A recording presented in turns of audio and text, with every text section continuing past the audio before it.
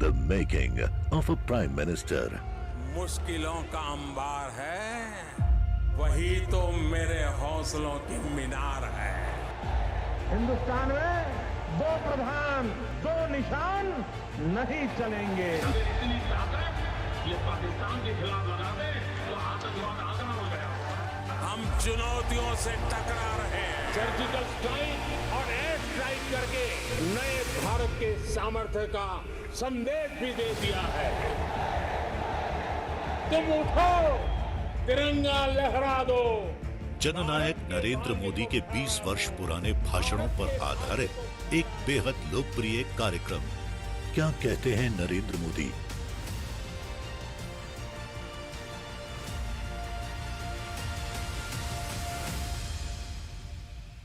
नमस्कार, मैं हूं आपके साथ पूजा यादव। हमारे खास प्रोग्राम क्या कहते हैं नरेंद्र मोदी में आज आपको सुनवाएंगे पीएम मोदी का वो ऐतिहासिक भाषण जिन्होंने 30 नवंबर 2020 को उत्तर प्रदेश के वाराणसी में दिया। अपने भाषण में पीएम मोदी ने कहा कि जितना काम बनारस और आसपास के इलाकों में हुआ है उतना आजादी के बाद कभी नहीं हुआ। बनारस का सेवक होने के नाते मेरा प्रयास यही है कि बनारस के लोगों की दिक्कतें कम हो और उनका जीवन और आसान बने। मुझे याद है साल 2013 में मेरी पहली जनसभा इसी मैदान पर हुई थी।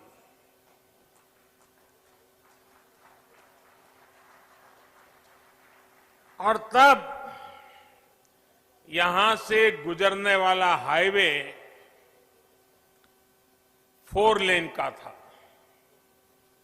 आज बाबा विश्वनाथ के आशीर्वाद से ये हाईवे 6 लेन का हो चुका है।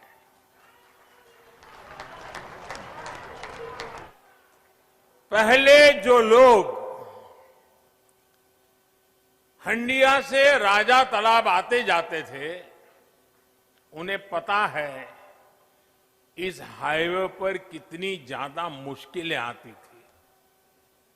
जगह जगह जाम, बहुत धीमे ट्रैफिक, दिल्ली और दूसरे शहरों से भी जो लोग आते थे वो इस रास्ते पर आकर परेशान हो जाते थे। 70 किलोमीटर से ज्यादा का वो सफर अब आराम से होगा, तेज रफ्तार में होगा। इस हाईवे के चौड़ा होने से काशी और प्रयाग के बीच का आना जाना अब और आसान हो गया है। कांवड़ यात्रा के दौरान कांवड़ियों को और इस क्षेत्र के लोगों को जो परेशानी होती थी अब वो भी समाप्त हो जाएगी। इतना ही नहीं, इसका लाभ कुंभ के दौरान भी मिलेगा। भाइयों और बहनों, आस्था से जुड़ी जगह हो या फिर किसी विशेष काम की, लोग कहीं भी आने जाने से पहले ये जरूर देखते हैं कि वहां आना जाना कितना आसान है। इस प्रकार की सुविधाएं देशी विदेशी हर तरह के टूरिस्टों और श्रद्धालुओं को भी प्रोत्साहित करती है। बीते वर्षों में काशी के सुंदरीकरण के साथ साथ यहां की कनेक्टिविटी पर जो काम हुआ है उसका लाभ अब सब दूर दिखाई दे रहा है। नई हाईवे बनाना हो, पुल फ्लाईओवर बनाना हो, ट्रैफिक जाम कम करने के लिए रास्तों को चौड़ा करना हो, जितना काम बनारस और आसपास के इलाके में अभी हो रहा है उतना आजादी के बाद कभी नहीं हुआ। बनारस का सेवक होने के नाते मेरा प्रयास यही है कि बनारस के लोगों की दिक्कतें कम हो, उनका जीवन और आसान बने। पिछले 6 वर्षों में बनारस में हजारों करोड़ रुपए के प्रोजेक्ट्स तेजी से पूरे किए गए हैं और बहुत सारी परियोजनाओं पर काम चल रहा है। एयरपोर्ट से शहर को जोड़ने वाली सड़क आज बनारस में विकास कार्यों की पहचान बन गई है। रेलवे स्टेशन की कनेक्टिविटी भी बेहतर हुई है। यहां से कुछ दूरी पर ही रिंग रोड फेज 2 का भी कार्य तेजी से चल रहा है। इसके पूरा होने से सुल्तानपुर, आजमगढ़ और गाजीपुर से आने जाने वाले भारी वाहन, भारी व्हीकल्स शहर में एंट्री लिए बिना सीधे इस नए 6 लेन हाईवे से निकल सकेंगे। वहीं जिन दूसरे हाईवे पर निर्माण कार्य चल रहा है, वो भी जल्द ही पूरा करने का प्रयास किया जा रहा है। इन हाईवे के बनने से वाराणसी, लखनऊ, आजमगढ़ और गोरखपुर की यात्रा और आसान हो जाएगी। भाइयों और बहनों, अच्छी सड़कें, अच्छे रेल मार्ग, अच्छी और सस्ती हवाई सुविधाएं ये समाज के हर वर्ग को सुविधा देती है। विशेष तौर पर गरीब को, छोटे उद्यमियों को, मध्यम वर्ग को इसका सबसे ज्यादा लाभ मिलता है। जब निर्माण कार्य चलता है तो अनेक लोगों को रोजगार मिलता है। जब ये प्रोजेक्ट बनकर तैयार होते हैं तो समय बचता है, खर्च कम होता और परेशानी भी कम होती है। कोरोना के इस समय में भी श्रमिक साथियों के लिए रोजगार का बहुत बड़ा माध्यम इंफ्रास्ट्रक्चर के ये प्रोजेक्ट ही बने हैं। भाइयों और बहनों, मुझे खुशी है कि उत्तर प्रदेश में योगी जी और उनकी पूरी टीम ने सरकार बनने के बाद यहां भी इंफ्रास्ट्रक्चर निर्माण में अभूतपूर्व तेजी आई है। पहले उत्तर प्रदेश के इंफ्रास्ट्रक्चर की स्थिति क्या थी, ये आप सभी भली भांति जानते हैं। आज उत्तर प्रदेश की पहचान एक्सप्रेस प्रदेश के रूप में सशक्त हो रही है।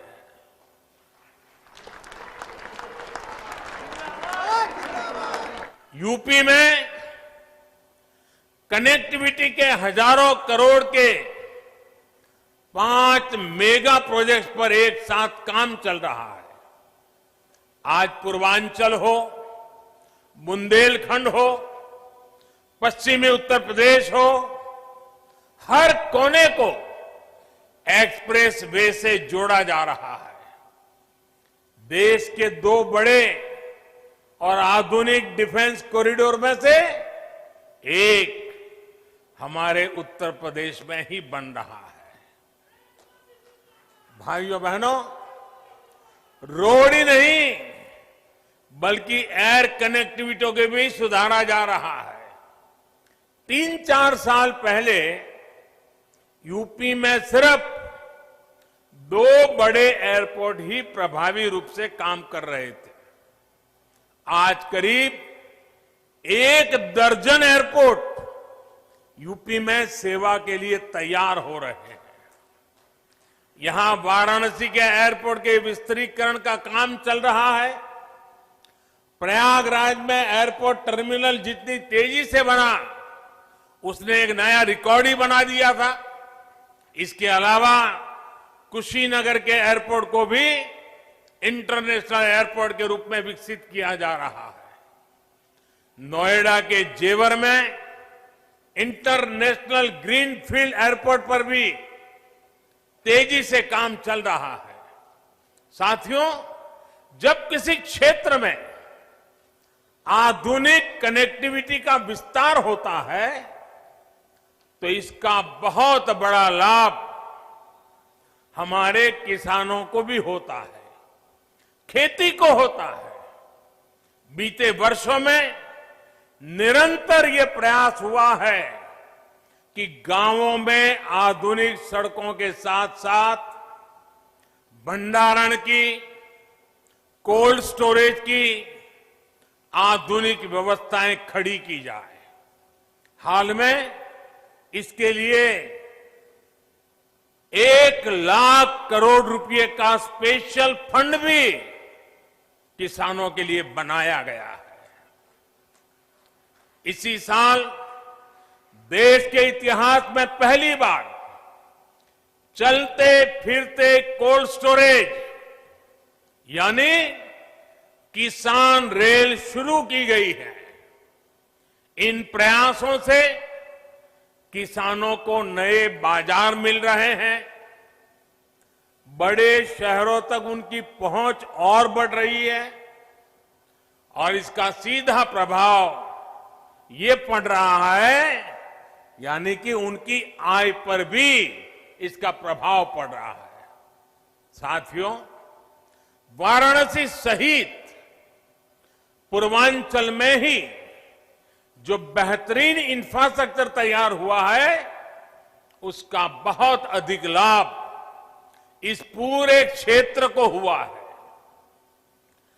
वाराणसी में पेरिसेबल कार्गो सेंटर बनने के कारण अब यहां के किसानों को अब फल और सब्जियों को स्टोर करके रखने और उन्हें आसानी से बेचने की बहुत बड़ी सुविधा मिली है। इस स्टोरेज कैपेसिटी के कारण पहली बार यहां के किसानों की उपज बड़ी मात्रा में विदेशों में निर्यात हो रही है। आज बनारस का लंगड़ा और बनारस की दशहरी आम लंदन और मिडल ईस्ट में अपनी खुशबू बिखेर रहा है। अब बनारस के आम की डिमांड विदेशों में भी निरंतर बढ़ रही है। अब यहां जो पैकेजिंग की सुविधाएं तैयार हो रही है उस वजह से पैकिंग के लिए दूसरे बड़े शहरों में जाने की जरूरत अब नहीं रहेगी। आम के अलावा इस साल यहां की ताजा सब्जियां भी दुबई और लंदन पहुंची है। ये एक्सपोर्ट हवाई मार्ग से हुआ है, यानी बेहतर हवाई सेवाओं का सीधा लाभ यहां के छोटे से छोटे किसानों को हो रहा है। गंगा जी पर जो देश का पहला इनलैंड वाटरवे है, इसका उपयोग किसानों की उपज के ट्रांसपोर्ट के लिए अधिक से अधिक कैसे हो, इस पर भी काम हो रहा है। The making of a Prime Minister. मुश्किलों का अंबार है, वही तो मेरे हौसलों की मीनार है। हिंदुस्तान में दो प्रधान, दो निशान नहीं चलेंगे। इतनी ताकत ये पाकिस्तान के खिलाफ लगा दे तो आतंकवाद आसान हो गया। हम चुनौतियों से टकरा रहे हैं। सर्जिकल स्ट्राइक और एयर स्ट्राइक करके नए भारत के सामर्थ्य का संदेश भी दे दिया है। तुम उठो, तिरंगा लहरा दो। जननायक नरेंद्र मोदी के 20 वर्ष पुराने भाषणों पर आधारित एक बेहद लोकप्रिय कार्यक्रम क्या कहते हैं नरेंद्र मोदी